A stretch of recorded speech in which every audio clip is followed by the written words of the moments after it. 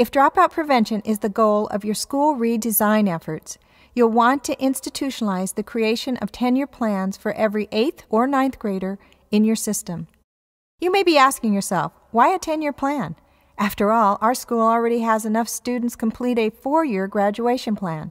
Isn't 4 or 5 years of planning enough? It is important that young people are able to envision and then plan for a productive future as a self-sufficient adult. Studies show that entering college freshmen who have a vision and plan for a career path are far more likely to graduate and successfully enter the workforce than those who enter college with the vague notion that they either have to go to college or they have a vision of themselves as good students, and therefore college is the obvious next step. Think about it. A 4-year plan. It may get a student through graduation from high school, but for far too many students, when the only goal is graduation from high school, this is not enough to keep them in school, particularly when they find it boring or irrelevant. This fact has been cited in a report by the Melinda and Bill Gates Foundation as a key to the reason why students drop out. Without the vision of a productive future and the understanding of the consequences of not getting a good education, far too many will still drop out. These students will become the adults who later in life say, if only someone had told me what it would be like when I was growing up. Okay, so what about the 5-year plan? This is a plan that many other schools use. Yes, a 5-year plan will get you into college, but as we all know, the dropout rate in college is 50%. 50% of students drop out of college or do not graduate within 6 years. Let's talk about another dropout statistic that really isn't talked about, but is just as insidious. What about the young people who are dropping out of the economic race from the roles of economically self-sufficient adults? They are known as Twixters. Reported in a recent Time magazine survey, 20% of 26-year-olds live at home or they are not economically independent of their parents. You probably know sons and daughters of friends who upon graduation from college return home to live. Or, if they're not living at home, are receiving some sort of support payments from what is known as the bank of mom and dad. According to a recent CNN poll, 48% of college graduates return home to live, and 44% are living there 1 year later. Addressing these issues as they relate to economic self-sufficiency requires that students understand the necessity of a career-focused and have a quantitative plan for their upcoming decade of transition. That's the 10 years from high school student to post-secondary learner and completer to a productive work life. This translates most efficiently in the form of a quantitative and personalized 10-year plan that has real meaning for the student. It is important to note that for dropout prevention purposes, the timing for the development of this 10-year plan is very important. Written at the beginning of their high school tenure, either in the 8th or the 9th grade, this vision of a productive future will provide the roadmap for keeping students on course as they tackle the higher order skills demanded of the citizens of the 21st century. But, you ask yourself, is it really possible to get the average 13 or 14-year-old to write a comprehensive 10-year plan for their future? After all, you're probably thinking, hey, I'd be hard-pressed to write a 10-year plan myself.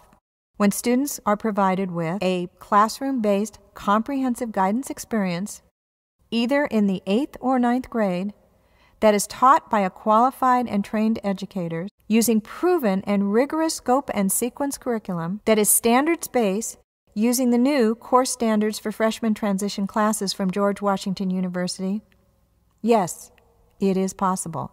A class based on the course standards for freshman transition classes is more than a career exploration course. Besides career exploration, through this 10-year planning process, your students will learn to project into the future and understand the consequences of today's choices and actions. This is an important developmental skill necessary for successful decision-making and goal-setting. Students who can do this are far less likely to take the easy road, that of dropping out, because they understand the negative impact that one act will have on their lives. Students need classroom-based activities that will help them understand how to match academic and educational effort to lifestyle expectations. Spending time examining lifestyle scenarios, financial and emotional, is an important component of a course that will impact your dropout rates. In a standards-based freshman transition course, students will become identity achieved through contemplation and self-discovery. Today, some educators advocate online personality assessments and computerized career exploration tools. These are usually perceived by the user as magical, therefore really not believed. Wow, look at this. The computer just said I'd be happy as a heavy-duty machine operator. For the adolescent, the process of becoming identity achieved takes study, discussion, feedback, support, and personal observations. You don't want to short-circuit this important developmental step. The young person who truly knows themselves and their own motivations will be much more likely to have the self-esteem it takes to stay the course, even under adverse situations. Young people need to learn and practice communication, interpersonal, and self-management skills necessary to succeed in today's educational and workforce settings. This goes really beyond the study skill component included in many freshman orientation settings. There is no reason that students shouldn't be exposed to such important skills such as learning to tolerate anxiety and then to act anyway, delaying gratification to achieve long-range plans, setting quantitative goals and objectives, make considered decisions after evaluating all options and analyzing the probability of success, and using visualization and affirmations to push themselves toward cherished goals. In a freshman transition course, students will learn to identify and plan for the challenges and stumbling blocks that are inevitable in today's fast-paced, competitive world. By reviewing case studies, scenarios, stories of others who have met challenges, adolescents can practice, discuss, try on, and plan for challenging situations that are bound to come up in everyone's life.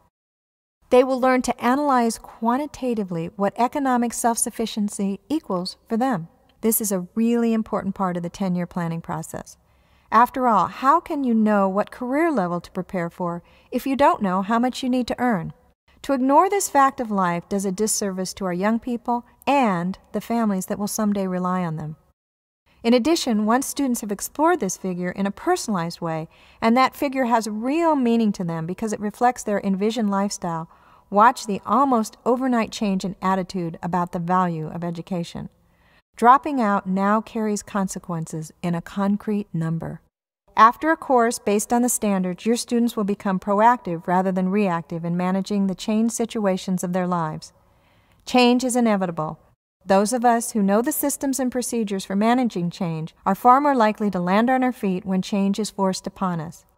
This one skill will make young people feel more in control of their lives and therefore less prone to defeatism, that many times is the precursor to dropping out.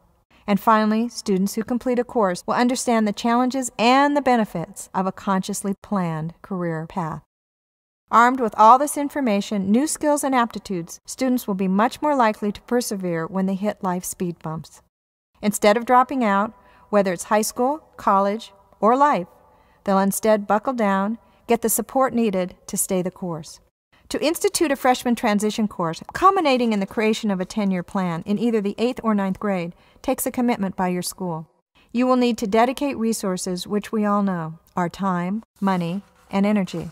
Time in the school day for a required course of at least a semester long, or 90 hours, money for curriculum materials and professional development, and the energy to institutionalize a new program and course that will have ripple effects in every classroom in the school. And in addition, you'll need the buy-in of all stakeholders.